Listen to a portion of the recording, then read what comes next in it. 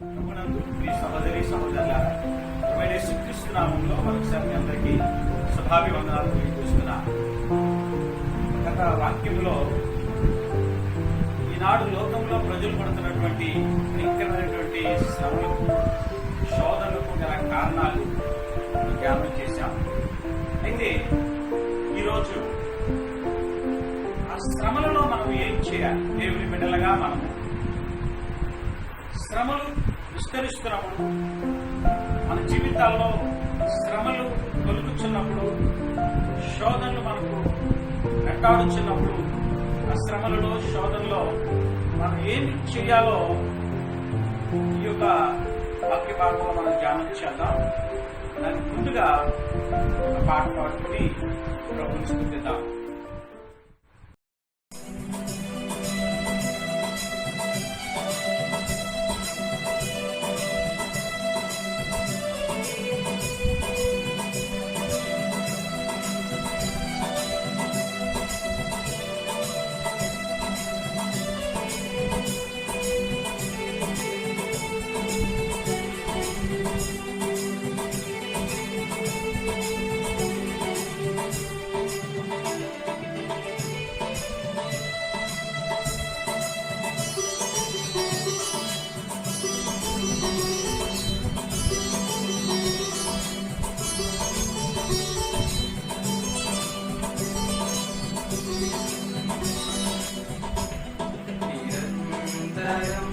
నీతోనే జీవించాలని ఆశలన్నిలా బ్రతికించుచున్నది. నిరంతరం నీతోనే జీవించాలని ఆశలన్నిలా బ్రతికించుచున్నది. నా ప్రాణేశ్వరా యేసయ్యా, నా సర్వస్వమా యేసయ్యా, నిరంతరం నీతోనే జీవించాలని ఆశలన్నిలా బ్రతికించుచున్నది.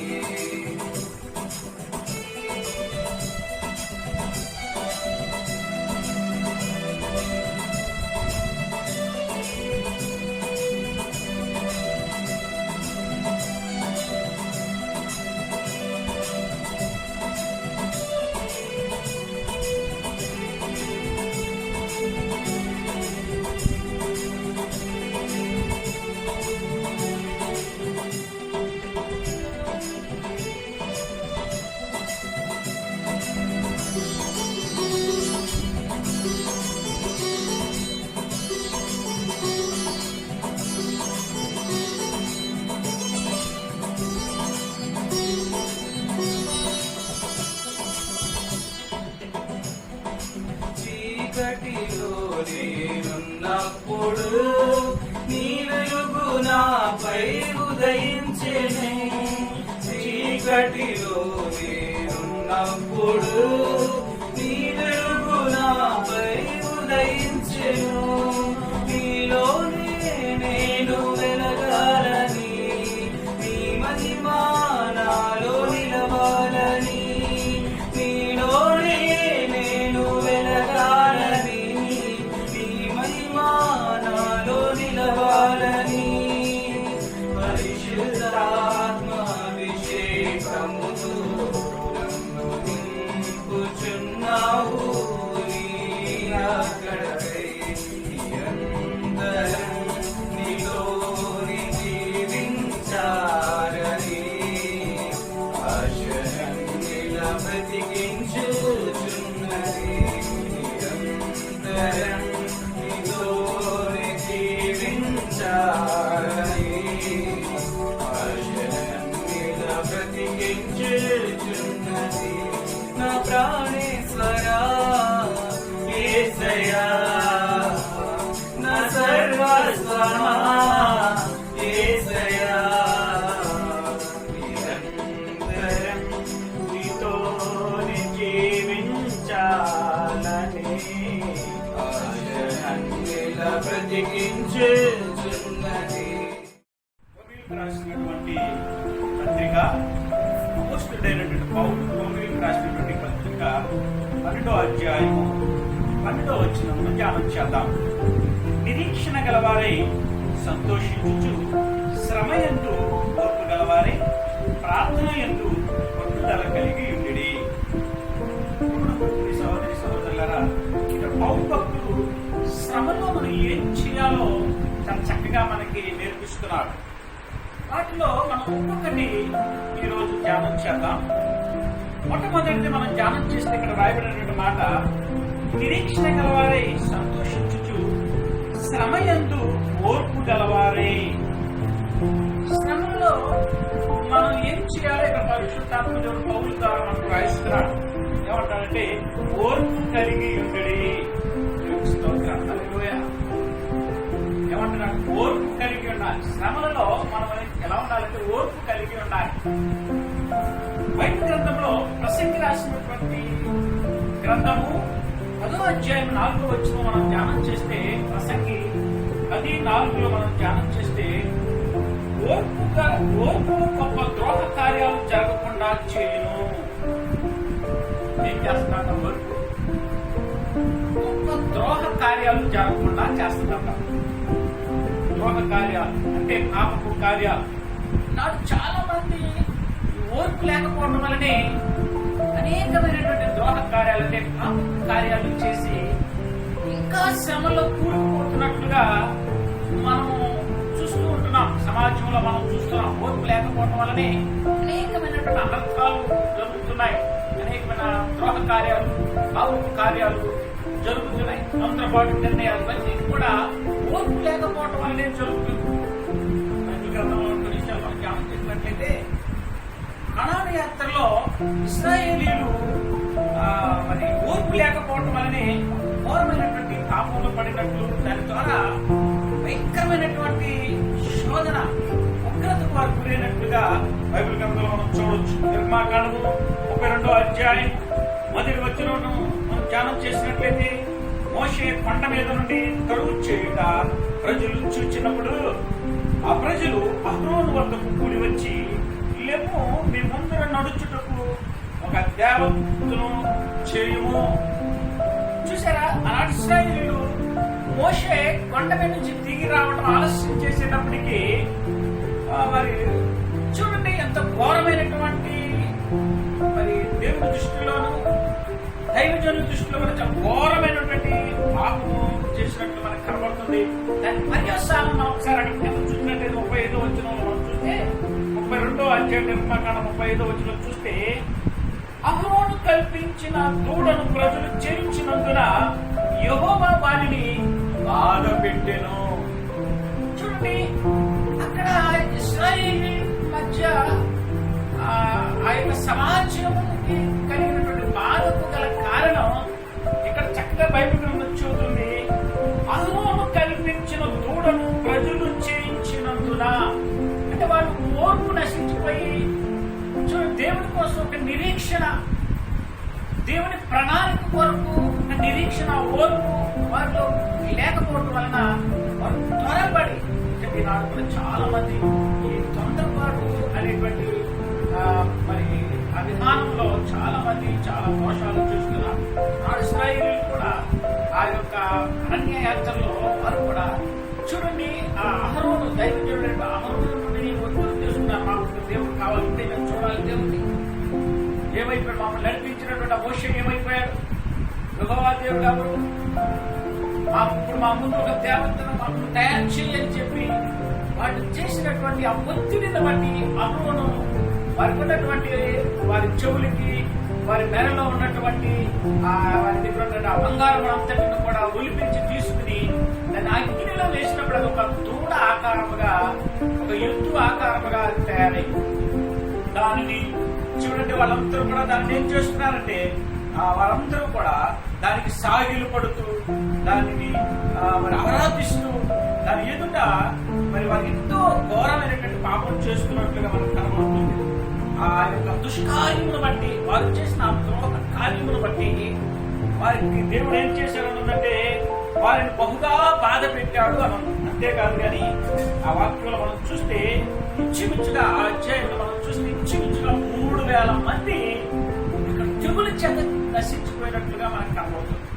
అన్ని వేల మంది చనిపోవడానికి కానీ ఆనాటి ఆ సమాజానికి కలిగిన భయంకరమైన బాధకు కారణం కానీ మనం పరిశీలన చేస్తే ఓర్పు నశించుకోవడం, ఓర్పు లేకపోవడం అనే 1 సమూయేలు గ్రంథం 13వ అధ్యాయం 8వ వచనం. ఒకసారి బైబిల్ గ్రంథంలో మనం చదువుదాం.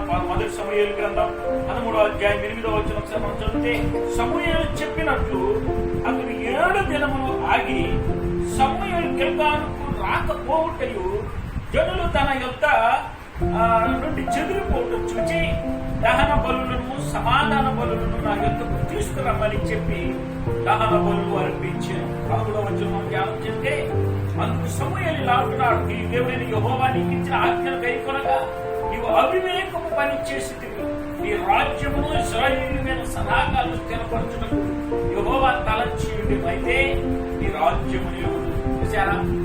నీ సహోదరి సహోదరులారా, ఓర్పు లేకపోవటం వలన ఆనాడు ఇశ్రాయేలీయులు గాని, ఇక్కడ మనం చదివినటువంటి వాక్య భాగంలో ఇశ్రాయేలీయుల యొక్క మొదటి రాజైనటువంటి సౌలు గాని ఎంత ద్రోహ కార్యాలు చేస్తున్నామో చూడండి.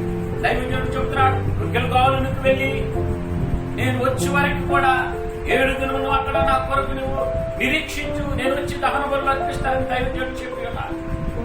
7 దినములు గడిచేటప్పటికి అందులో ఉన్న నిరీక్షణ తొలగిపోతుంది, ఓర్పు నశించిపోతుంది రాజుకి. చూడండి, ఆ ఓర్పు నశించిపోవడం అక్కడ ఎంత ద్రోహ కార్యం చేస్తున్నాడో చూడండి. దైవజనుడు చేయవలసినటువంటి ఆ బలి అర్పణలు, అధూప దీప నైవేద్యములు ఎవరు అర్పిస్తున్నారు? రాజు, యాజకుడు. రాజు ఆ యొక్క క్షత్రుడైన రాజు ఆ పని చేయడానికి సాహసిస్తున్నాడు. అది చేయవలసింది ఎవరైతే లేవి గోత్రికులైనటువంటి యాజకులు చేయాల్సిన పనిని చూడండి, ఆ బెన్యామీనుడైనటువంటి చూడండి ఆ యొక్క సౌలు, రాజు అయినటువంటి సౌలు ఆ పని చేయడానికి సాహసిస్తున్నాడు. అయ్యో, అది దేవుడి దృష్టి ఎంతో ద్రోహమైన కార్యంగా మనకు కనబడుతుంది. నాడు చాలా మంది ఇలాంటి మరి ఓర్పు లేకపోవటం వలనే, సహనము లేకపోవటం వలనే అనేకమైనటువంటి తొందరపాటు నిర్ణయాలు తీసుకుంటున్నారు. చూడండి, దైవజనుడు చేయవలసిన పనులు కూడా వారు చేయడానికి ఏమాత్రము వెనకాడలేనటువంటి పనులు చేస్తున్నారు చాలా మంది విశ్వాసుల జీవితాల్లో మనం చూసినట్లయితే. ఈ విషయంలో మనం చాలా జాగ్రత్త కలిగి ఉన్నాం. నేను మీకు ఒక విషయం తెలియచేయాలనుకుంటున్నాను.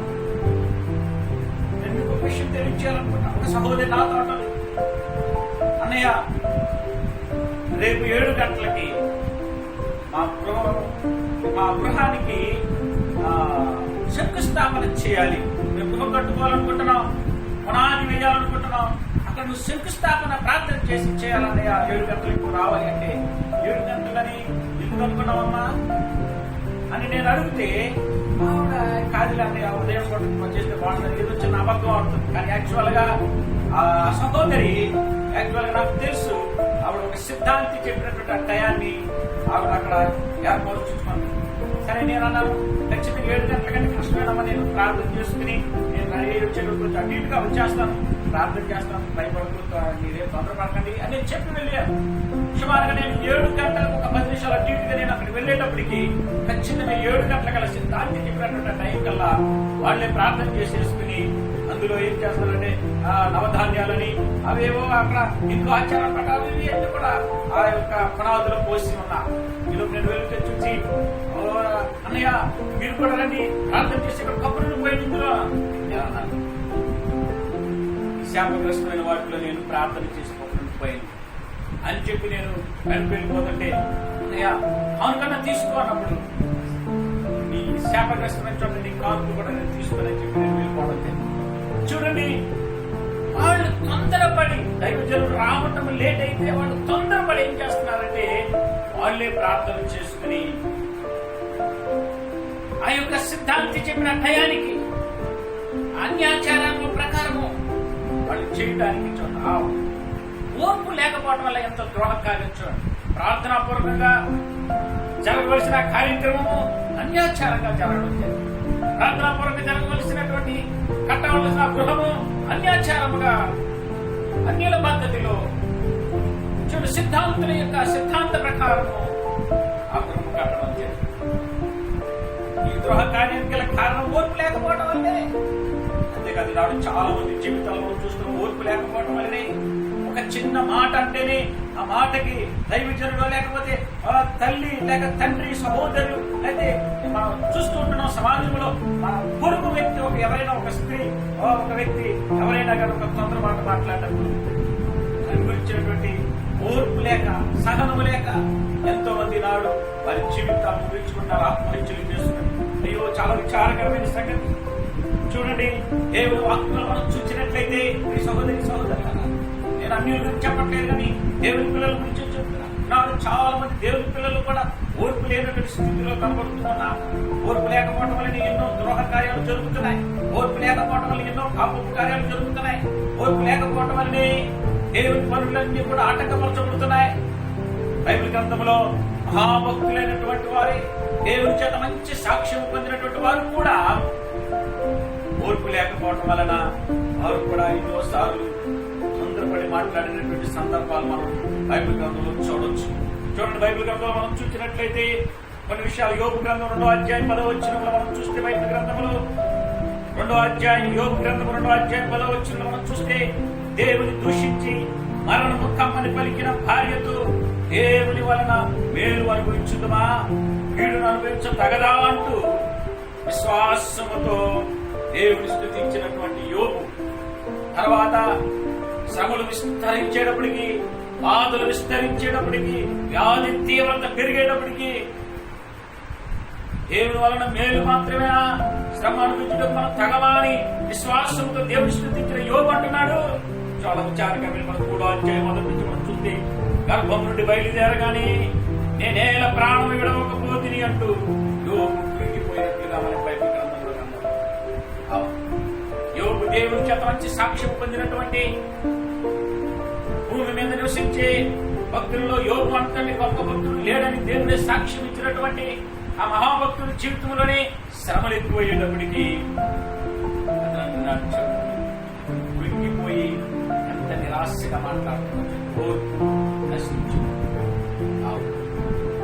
శ్రమలు ఎక్కువైనప్పుడు మనం ఓర్పు నశించుకుంటాం. ఓర్పు నశించడం వల్ల యోబు చూడండి, తన హృదయంలో కృంగిపోయి అతను బలహీనుడుగా మాట్లాడుతున్నాడు. అలాగే బైబిల్ గ్రంథంలో మనం చూస్తే, రోషము కలిగినటువంటి ప్రవక్తగా ఆకాశం నుండి అగ్నిని దించినటువంటి మహాప్రవక్త అయినటువంటి ఏలియాను మనం పరిశీలన చేస్తే, ఈ ఏలియా ఒక రోజున 1000 ప్రవక్తలైనటువంటి 400 మంది ప్రవక్తలను, అషేరీదేవి ప్రవక్తలైనటువంటి 450 మంది అషేరీదేవి ప్రవక్తలను, అంటే ఇంచుమించుగా 850 మంది అన్య ప్రవక్తలను తను ఖడ్గముతో వాళ్ళందరినీ కూడా హతమార్చి అగ్ని ప్రవక్తగా, రోషము కలిగిన ప్రవక్తగా కనబడుతున్న ఈ ఏలియా చూడండి, యెజబెలు లాంటి ఒక పాపాత్మురైన స్త్రీ ఆవిడ పలికినటువంటి ఒక మాటకి, ఆవిడ విసిరిన ఒక సవాలుకి ఏలియా చూడండి ఏమంటున్నారంటే, కృంగిపోయి యెజబెలు అంటుంది, నీవు చెప్పిన ఆ 1000 ప్రవక్తల్లో ఒకటి వలె రేపు నిన్ను చేయకపోతే దేవుడు నాకు అపకారం చేయనుగా అంటున్నటువంటి యెజబెలు యొక్క మాటలకి ఏలియా లాంటి గొప్ప ప్రవక్తే కృంగిపోయి, దేవా, నా పితరుల కంటే నేను ఎంత గొప్పవాడిని కాదుగా, నా ప్రాణం తీసుకో, ఇంత మటుకు చాలులే అంటున్నాడు. ఏది చూడండి, దీనికి అంతటికి కారణం ఓర్పు లేకపోవటం వలనే. చాలా విచారకరమైన పరిస్థితి. ఓర్పు నశించుట ద్వారా మహాభక్తులైన వారే కృంగినటువంటి పరిస్థితి మనం చూస్తాం. మరి సామాన్యులైనటువంటి మన పరిస్థితి ఏమిటి? అందుకే యాకోబు రాసినటువంటి అపోస్తుడైనటువంటి యాకోబు తను రాసినటువంటి పత్రికలో మళ్ళీ నాకు బలపరుస్తున్నాడు. దేవుని వాక్యం మనం చూస్తే, యాకోబు రాసినటువంటి పత్రిక 1వ అధ్యాయం పరిశుద్ధ లేఖనంలో నుంచి చూడండి. యాకోబు రాసినటువంటి పత్రిక 1వ అధ్యాయం 2వ వచనం నుండి చదువుతున్నాను చూడండి. నా సహోదరులారా, మీ విశ్వాసమునకు కలుగు పరీక్ష ఓర్పును పుట్టించునని ఎరిగి మీరు నానా విధములైన శోధనలో పడినప్పుడు అది మహానందమని ఎంచుకునుడి. చూడండి, దేవుని వాక్యంలో మనం చూసినట్లయితే యాకోబు కూడా అంటాడు, అపోస్తలుడైనటువంటి యాకోబు చెప్తున్నాడు, నా సహోదరులారా మీ విశ్వాసమునకు కలుగు పరీక్ష ఓర్పును పుట్టించనియని. చూడండి, దేవుని వాక్యంలో మనం చూస్తే ఏం కావాలంట? మన విశ్వాసమునకు కలిగే పరీక్షలకు మనకి ఏం కావాలంటే ఓర్పు.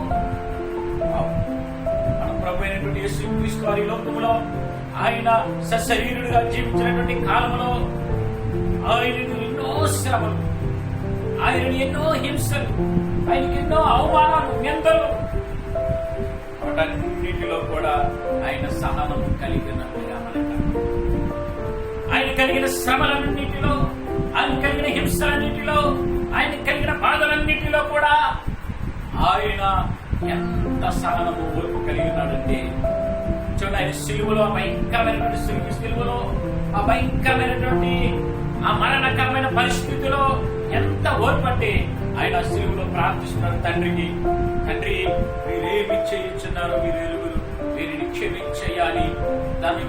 తనను హింసిస్తున్నటువంటి ఆ భయంకరమైనటువంటి ఆ యొక్క శ్రమలో ప్రభువారు తను హింసిస్తున్న వారికి ఒక విజ్ఞాపన చేస్తున్నట్లుగా మనకు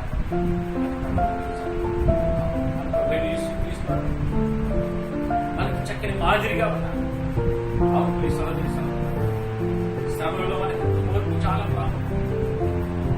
ఓర్పు లేకపోవడం వల్లనే అనేక ద్రోహ కార్యాలు జరుగుతున్నాయి లోకంలో. శ్రమలు కలిగినప్పుడు మనము తొందరపడేవారుగా కాక, నిరీక్షణ కోల్పోయేవారిగా కాక, మనము ఓర్పు కలిగి దేవుని కొరకు మనం కనిపెట్టేవారిగా ఉండాలి. అపోస్తలుడైన పౌలు కూడా కొరింథీ పత్రిక ఇలా రాస్తున్నాడు. కొరింథీయులకు రాసిన పత్రిక 6వ అధ్యాయము 4 నుంచి నేను చదువుతున్నాను. చూడండి, శ్రమల యందు, ఇబ్బందుల యందు, ఇరుకుల యందు, దెబ్బల యందు, చెరసాలలో, అల్లరలోను, ప్రయాసములోను, జాగరములలోను, ఉపవాసములోను మిగుల ఓర్పు గలవారమై ప్రభునందు ప్రియమైన సహోదరి సహోదరులారా, ఈ అంత్యకాల దినంలో యేసయ్య రాకడ దినాల్లో మనం శ్రమలలో కృంగిపోయే వారిగా ఉండకూడదు. పౌలు భక్తులు మనకి మంచి మాదిరిగా మన ప్రభువైన యేసుక్రీస్తు ఒక చక్కని మాదిరిగా మనకు ఉంటున్నారు. శ్రమలలో ఈ అంత్యకాల దినంలో యేసయ్య రాకడ దినంలో ఆయన చెప్పినటువంటి మరి ఆ యొక్క రాకడ సూచనలు జరుగుతున్నటువంటి ఈ దినంలో, ఈ ప్రకృతి వైపరీత్యాలలో, ఈ భయంకరమైనటువంటి శ్రమ దినాలలో మనము ఓర్పు నశించే వారిగా కాక మనం ఎలా ఉండాలంట? ఓర్పుతో, నిరీక్షణతో, సహనంతో ప్రభు వైపు చూస్తూ సాగాలి. బైబిల్ గ్రంథంలో మాట చెప్తున్నాను చూడండి. సామెతల గ్రంథము 24వ అధ్యాయం 10వ వచనం మనం చూస్తే, శ్రమ దినమునను కృంగిన ఎడల నీవు చేత కాని వాడు